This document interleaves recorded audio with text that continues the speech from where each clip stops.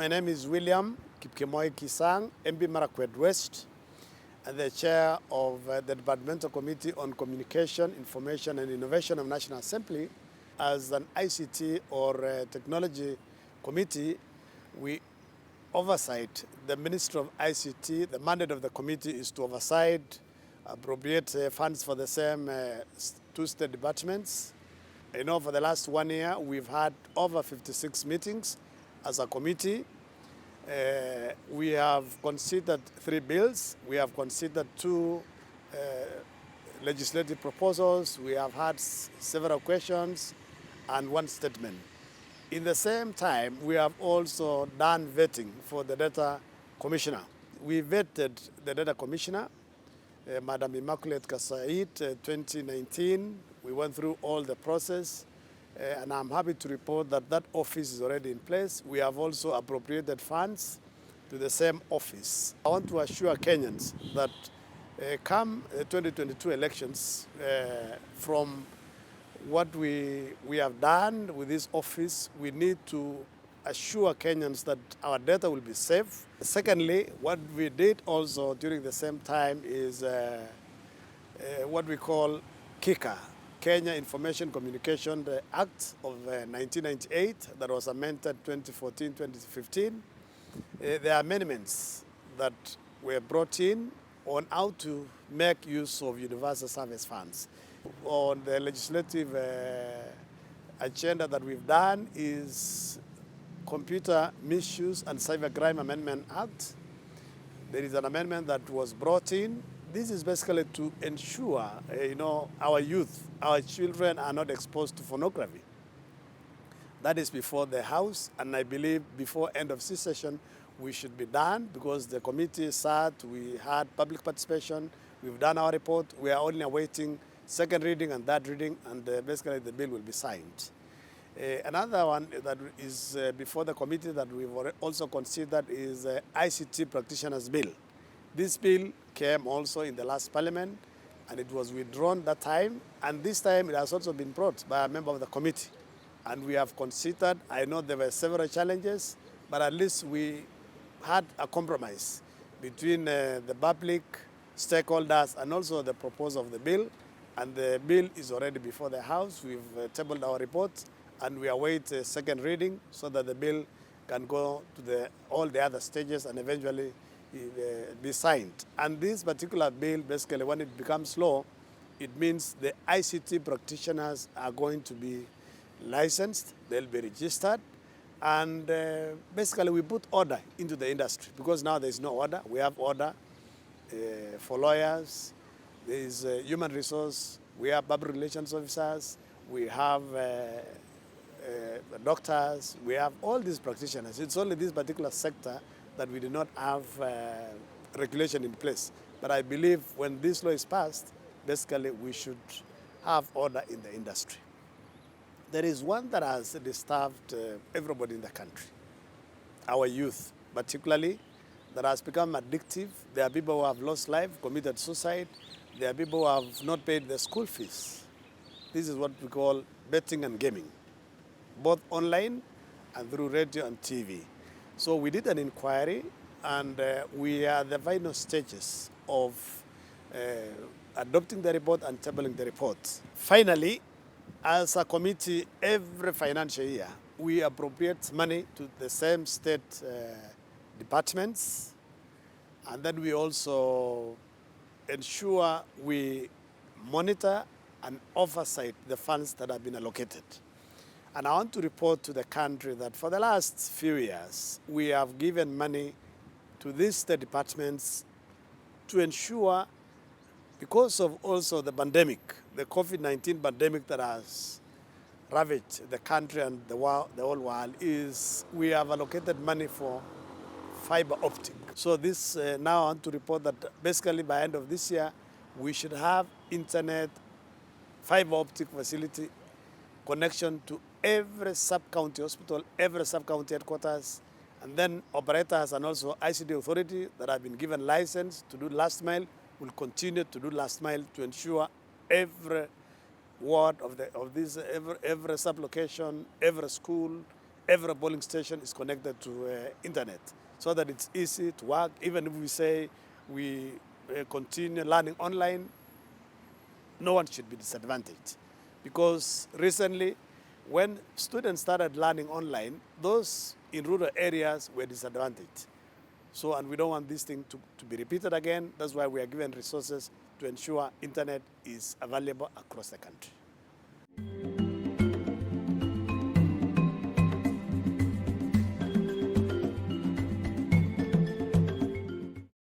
My name is Florence Mutua, Chairperson, Education and Research Committee.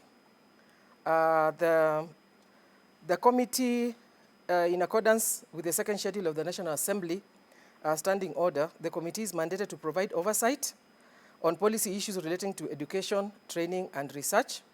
In executing its mandate, the committee oversees the Ministry of Education and the Teacher Service Commission. The business we have transacted as a committee during the period under review, the committee held a total of 111 sittings and considered the following business: 10 bills, 25 legislative proposals, 45 statements, 144 questions, 9 petitions, and we undertook 3 inquiries as a committee. The committee achievements, among others, realized the following. Legislation. The Early Childhood Education Bill, Senate number 26 of 2018, the committee considered the Early Childhood Education Bill, sponsored by the Leader of the Majority in the Senate, which has since been enacted in January 2021. The bill sought to provide a legal framework for the implementation of early childhood education by county governments in line with their functions as set out in the Constitution. Among others, the committee considered questions on the release of KCSE certificates in line with the presidential directive by heads of secondary schools to candidates owing the school fees balance. The committee interrogated the Ministry of Education on the matter, which resulted to issuance of a circular to secondary schools heads to facilitate the release of certificates for all candidates who completed Form 4 unconditionally. At the same time, schools were urged to enter into agreements with the concerned students on settling of pending school fees so as to not jeopardize smooth running of schools. During the period under review, the committee considered, among others, the petition presented by the Speaker of the National Assembly on behalf of one Mr. David Okoti Olumasi and 2 others on the violation of the right to relevant education and training by the Egerton University. Upon engagement with the Ministry of Education, the committee directed the universities to cooperate with all stakeholders to design their courses and programs and seek prior approval of the professional regulatory bodies to ensure that graduates are accredited to practice their respective professions and be eligible for gainful employment. The committee also considered the petition presented by one Amos Ndugu Kamodho of Nairobi on the proposal for repeal of sections of the Universities Act 2012 pertaining to the elections of the university students, leaders. The committee engaged the Ministry of Education on the matter, resulting in the review of the Universities Act on the mode of election of student leaders. The section engaged with the State Department of Early Learning and Basic Education. The committee held engagements with the State Department, which is responsible for running and administration of early, primary, and secondary education in the country.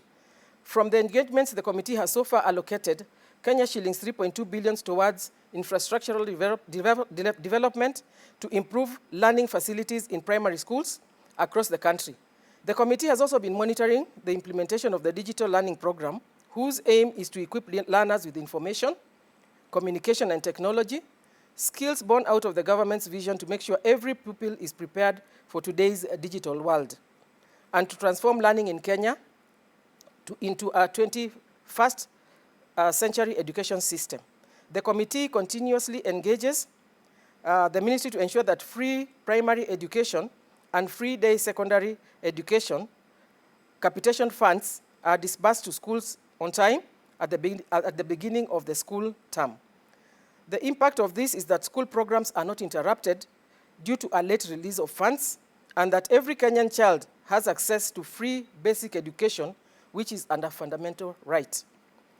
During the period under review, the committee scrutinized various policies and reviewed programs regarding vocational and technical training to promote access and equity in training to ensure standards, quality, and relevance.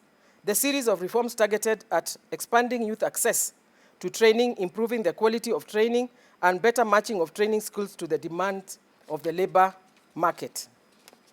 In addition, the committee engaged the Kenya Institute of Curriculum Development, an agency under the State Department, to review the policy on textbook policy supply and distribution. This was to guarantee that books are delivered to the schools in a timely and cost-effective manner and as per the number of learners in schools. As a result, ratio 1 book to 1 learner was achieved in schools for the country for the first time ever. Finally, engagement with the Teacher Service Commission. During the period under review, the committee engaged the Teacher Service Commission on management of the teaching service and policy matters. The committee approved the policy on recruitment of intern teachers as a stopgap measure to address teacher shortage.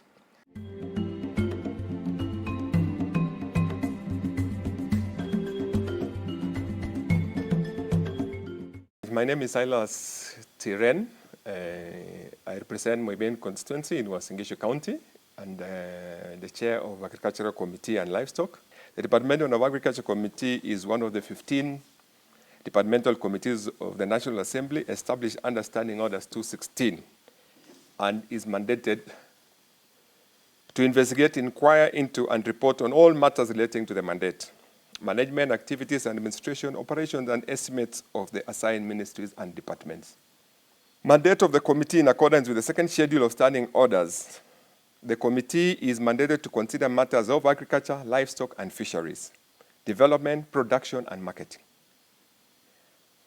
In executing its mandate, the committee oversees the following government departments: the State Department of Cooperative and Agriculture and Research, the State Department of Livestock, State Department of Fisheries, Aquaculture, and Blue Economy. During the period under review, the committee was able to achieve the following. 1. The committee had 64 sittings to execute the mandate. The committee considered 3 bills, 4 legislative proposals, 2 petitions, 41 questions, and 5 statements. The committee successfully considered the T-Bill, Senate Bill number 36 of 2018, which was assented to on the 23rd December 2020 and came into commencement on the 11th January 2021. The committee further concluded on the Sugar Bill, National Assembly Bill number 68 of 2019, which is in the Committee of the Whole House stage. The Sugar Bill 2019 seeks to reinstate the Sugar Act, which was repealed through the enactment of the Crops Act 2013. One of the questions avoided is why private millers have been able to make profits while state-owned millers have continued to make perennial losses.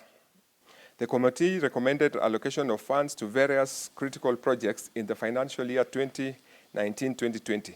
The committee approved a total of 51.7 billion and 60.5 billion in the financial year 2020-2021 to the state corporations under the purview. These allocations enabled to achieve the finalization of 2 livestock policies and 1 bill, namely Veterinary Policy, National Livestock Policy, and Livestock Bill. Training and graduation of 1,911 graduates from livestock training institutes. Procurement, distribution, and installation of 350 milking coolers with the aim of reducing post-harvest losses in milk. Insurance cover for 90,060 tropical livestock units, TLUs, to mitigate drought-related livestock losses. Improvement of facilities at learning institutions, laboratories, and genetic conservation farms. Establishment of Kenya Fishing Industrial Corporation, KFIC. Gazettement and the designation of Lewatoni Fishing Port. Development and rehabilitation of various fishing landing sites in coastal and Lake Victoria region. Subsidization of 31,750 metric tons of fertilizers distributed to 42,000 farmers. Cushioning of farmers from the effects of climate change and COVID pandemic, thereby ensuring that the agricultural sector registered GDP growth despite the challenges facing the agricultural sector. Successfully ensuring that certain farms' inputs such as tractors were zero-rated during taxation measures proposed by the Treasury, thereby lowering the cost of production for farmers. The committee has been hearing the call from farmers and have been visiting the farms in their farms, e.g. Miraa farms, coffee farms, cashew nut farms, tea farms, cereal farms, etc., and finding solutions to address these issues that are facing, especially the farmers in those particular areas, so that they are able to meet and be able to feed this country of ours. Thank you.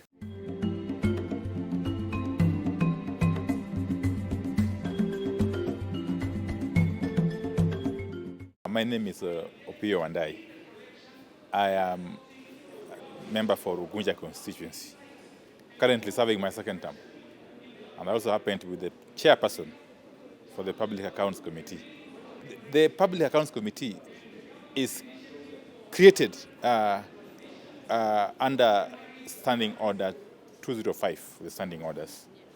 Yes, it basically looks at the accounts of the ministries, state departments, commissions, and independent offices. Okay? Of course, the accounts that detail the expenditures of the sums that have been appropriated by the National Assembly in respect of these agencies or ministries or state departments. We play a critical role in oversight in the sense that we examine the expenditures, yes, undertaken by accounting officers, various accounting officers, in respect of monies that have been appropriated by the National Assembly. Yes, that how best have these monies been used? Has the expenditure been undertaken in an effective and lawful manner, for instance? That is very key in terms of our mandate. Yes. And we have done a wonderful job, in my view, my committee. And I give thanks to my members who have remained loyal and committed to the duty. Yes. Because if you can recall, when we came into office, we inherited a backlog of very many reports that had not been examined by the previous committees. We have since cleared that backlog and, in fact, have caught up with the Auditor General in terms of the timelines. To be specific, we have reviewed and reported on the audit reports for financial years 2014-15, 2015-16, 2016-17, 2017-18. We are now working on 2018-19 and 2019-20 concurrently. Yes, which we hope to complete and table our report on the floor of the House before this House eventually adjourns for the last time. We are focused on ensuring that we complete examining these two financial year reports to enable the county governments to receive enhanced allocations from the exchequer. Yes, under the Constitution. Yes, you know, our reports inform the horizontal allocation, the horizontal division of monies between the national government and the county governments. Okay, in other words, that division of money, that allocation of money between the two levels of government is informed principally by the last audited accounts, okay, as approved by the National Assembly. That approval can only happen once we are through with our examination as a committee. And therefore, we play a very critical role in terms of ensuring that the county governments get adequate resources to perform the devolved functions under Schedule 4 of the Constitution.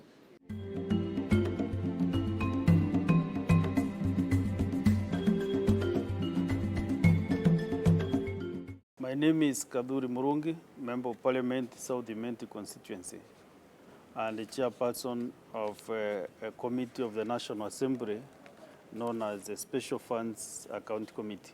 Special Funds Account Committee is a committee established in accordance with the Standing Order 205A, and our mandate, key mandate, is to examine accounts laid before the House of the National Government Development Fund, the Equalization Fund, the Judiciary Fund, the Political Parties Fund, and any other funds established by law, as the Speaker may direct. We have been able to look into the audited accounts of the Petroleum Development Fund for the financial year ending 30th June 2018, Local Authorities Provident Fund for financial year ending 30th June 2016, 17, and 17, 18, and 18, 19. National Environment Trust Fund for financial years 2017, 2018, and 2018, 2019. Unclaimed Assets Trust Fund for financial year 2017, 2018. Land Settlement Fund for financial year ending 30th June 2019. We are also currently handling all the 26 constituencies in the Coast region. We are doing the examinations of accounts up to 2016, June 2016. Then we looked at a fund called Unclaimed Assets Trust Fund. Many Kenyans don't know the existence of this fund.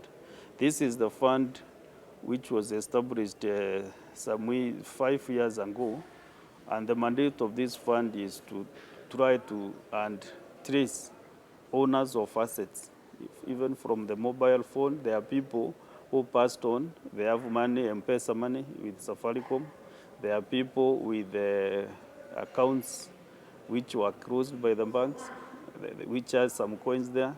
Others have shares in different companies, and they are not aware whether these funds are there. And at the moment, I think almost 25 billion is with this Unclaimed Assets Trust Fund, who they don't know the owners. So they are trying to link. Then we have a fund called Equalization Fund, which is a constitutional fund. We want these counties which are supposed to benefit from Equalization Fund to get this money. What we have agreed as a committee, and we have recommended that regulations which were approved by the National Assembly during the last session should be fast-tracked so that, because they are currently with the Senate, those regulations will be able now to help Equalization Fund to be distributed fairly. One of the things we have learned is that people are not prepared for the auditors. So we'd like to encourage that whoever is doing the audit, all the accounting officers should be ready for the auditors, because most of the reports, they say the documents are not ready for audit. So I would like to encourage all the accounting officers of different funds in the government to make sure that because they are notified by the Auditor General when the audits are being done, they are ready with the financial statements and all other documents that are necessary for the audit.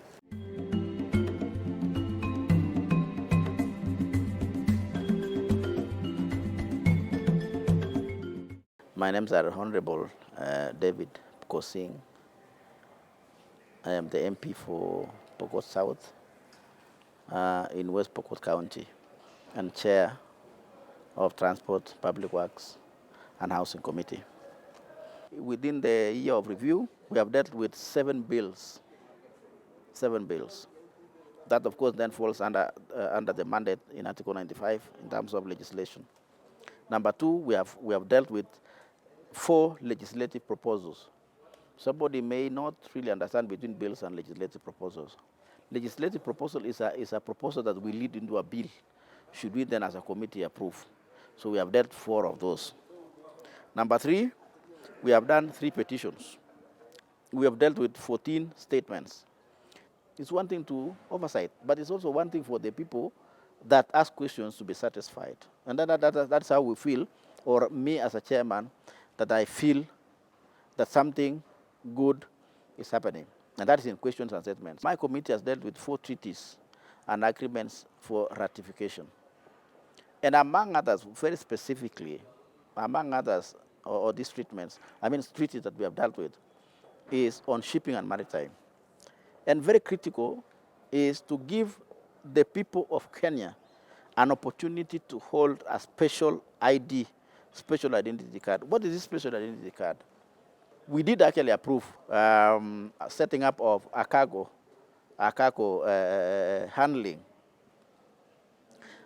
handling facility between America and Kenya here in Nairobi, so that a cargo airline, the state airline by the Americans, can be able to set headquarters in Nairobi. That is huge potential in terms of economy and also creation of jobs. As I conclude, of course, we have done a number of inquiries, and one of them was SGR inquiry. That is what this committee has been able to achieve within the one-year review.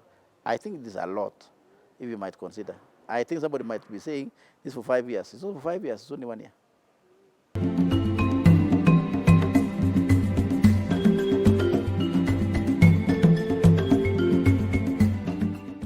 I am Dr. Rachael Yamai, Member of Parliament for Kitui South.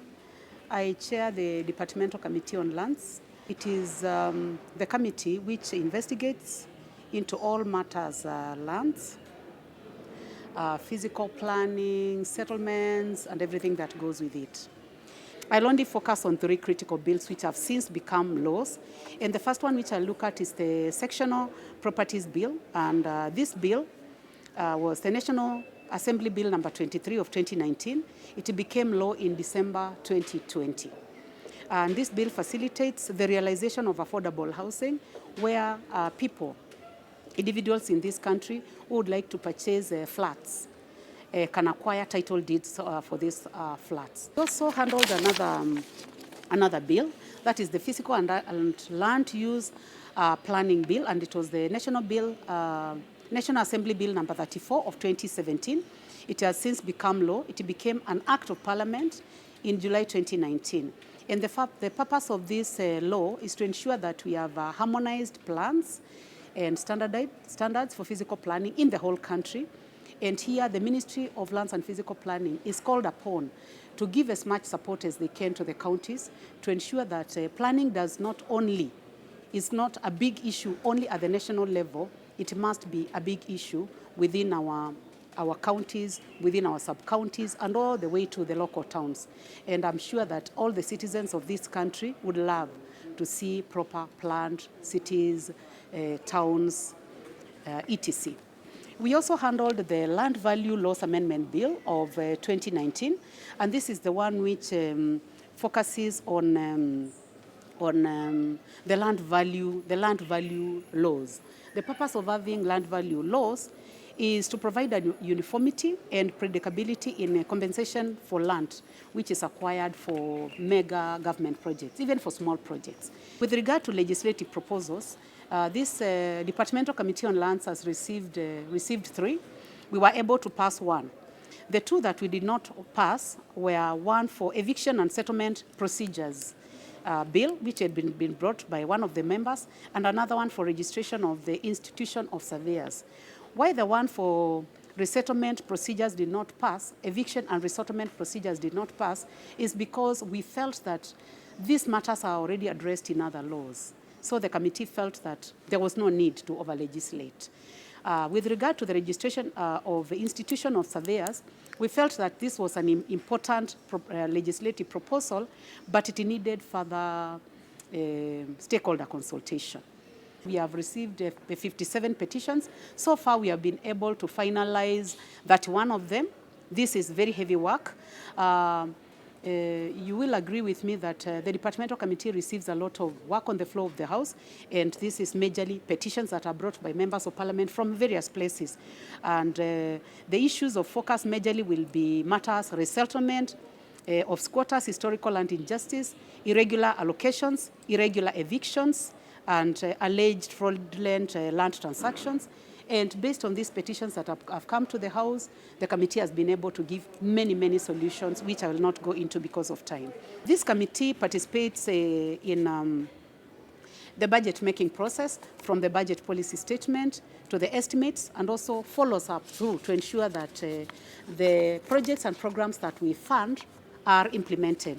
And I would like to state some of the projects that the committee has been pushing for. One is settlement of the landless people, to give them rights to own property. We have already pushed for settling of 13,500 households in the whole country. And I would like to confirm to the country that these settlement schemes are very well spread in the whole country. We have also a mega project, the digitization of land registries to reduce land-related crimes and corruption. With regard to production of title deeds, in this parliament, the 12th parliament, we have seen 1.7 million title deeds that have been produced, and I would like to thank the committee for ensuring that they are pushed for ensuring that title deeds are being produced for the whole country, not only for some areas of this country. The Departmental Committee on Lands has also ensured that there is an integral digital revenue collection system by the Ministry of Lands and Physical Planning. When we started, there was a lot of collection of cash. And the Ministry of Lands and Physical Planning was collecting about 9 billion shillings. The committee has seen a gradual increase from 9 billion to almost 13 billion now. And this committee had given the Ministry of Lands and Physical Planning up to the 31st day of June 2021 to be the last day of collecting cash. And we hope that with no cash collection and with digitization, we can see this ministry even going up to 20 billion collections, and they have a very good system that is reliable and that they can use to ensure that they do not lose money through cash collections. They have been dealing with many land injustice cases, and the committee has been pushing National Land Commission to deal with historical land injustice cases. So far, I have seen that they have been able to deal with 126 out of thousands, and we feel that they need to do more, and we have also given them timelines. So the committee has done very well in relation to pushing the NLC. We are also saying that National Land Commission needs to be given more money, and we have also told them they need to come up with more projects and programs because the Constitution has given them the mandate. So they need to look at their own projects and programs, ensure that they come up with clear projects that can be financed.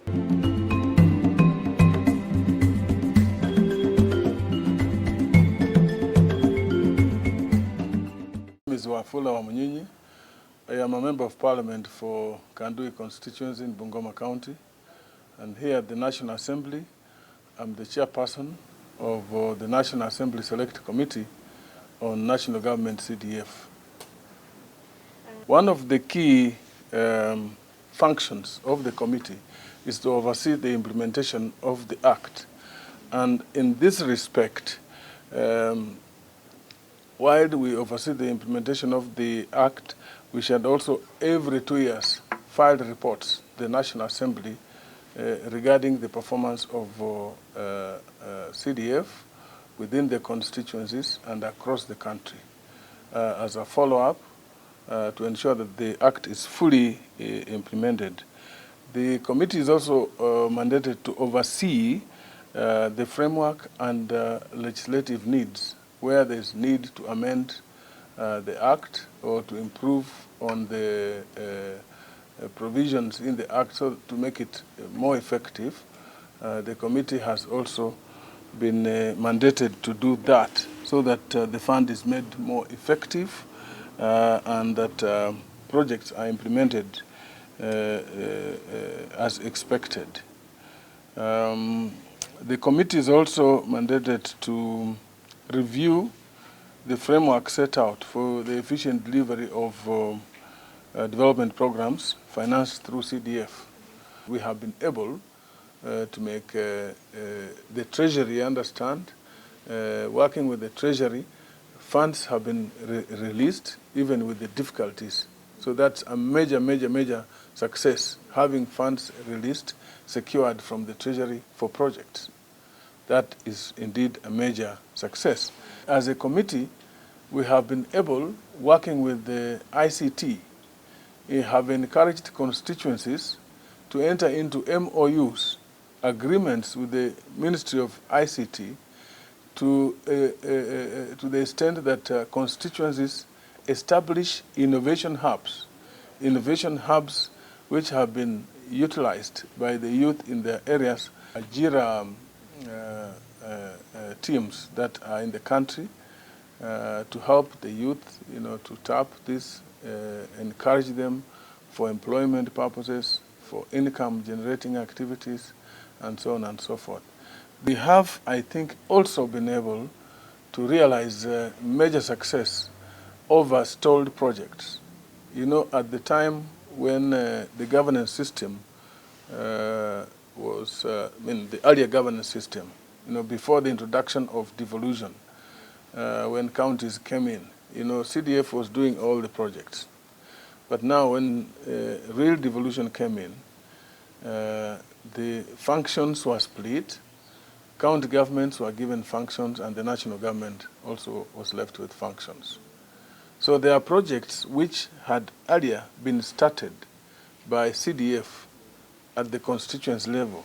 And when counties started functioning, those projects remained stalled because they were either handed over or not handed over, but they remained unfinished. So as a committee, we did consider the question of stalled projects across the country, and we established that the amount required was about 1.2 billion to complete those projects. We have since agreed with the county government to take over those projects, not county government, but Council of Governors. We have since agreed with Council of Governors so that they encourage governors in a county where there's a stalled project to take over and complete that project. We have also had one important success, you know, projects from the Ministry of Education. As you may be aware, the Ministry of Education does infrastructure funding across the country, while CDF also does the same. If there is no proper coordination, you know, there's a likelihood of duplication when it comes to implementing the programs. So we have had to liaise with the Departmental Committee on Education and the Ministry of Education too, so that we agree on clearly under what terms, you know, how the decision is made, you know, for the ministry, you know, to fund a particular project. Because there are some cases which are very needy. There are some cases which are well off, which are needy, but not as needy as others. So we wanted to agree on determination of a project to be funded under that infrastructure program, so that we also consider, like CDF does, you know, it's community-driven. The ministry should also undertake public participation, so that it is clearly determined which project is of priority within an area, as opposed to the ministry's officials deciding within the ministry. This also is a major success. We think it's going to help first comply with the Constitution, comply with the law, that public is involved in termination of the project, but at the same time, harmonize the participants, the stakeholders, to ensure that there's no duplication. Towards legislation, we've done very well. Before the House, there is a legislative piece that seeks to amend the CDF Act to increase, to enhance the amount of money to the constituencies. You see, you know, we at the moment we are at 2.5% of national government shareable revenue. Now, what is before the House, and which I believe will be supported by even His Excellency the President, is to enhance, you know, for the percentage from 2.5% to 5%, so that more money gets to CDF. We have also been able, working with the board, to ensure that the board also enhances effectiveness by ensuring that all constituencies have managers, they are equipped, they have all that is required. The constituency offices, we have encouraged members of parliament to construct offices for their functions in the constituency. We've also ensured that working with the board, they'll get equipment in their offices and will effectively, therefore, serve the people. CDF committee is, you know, people-based. Whatever we do is related with the people. What all the other colleagues and constituencies are doing is to do with the people and development. It has done wonders, generally CDF. Yeah.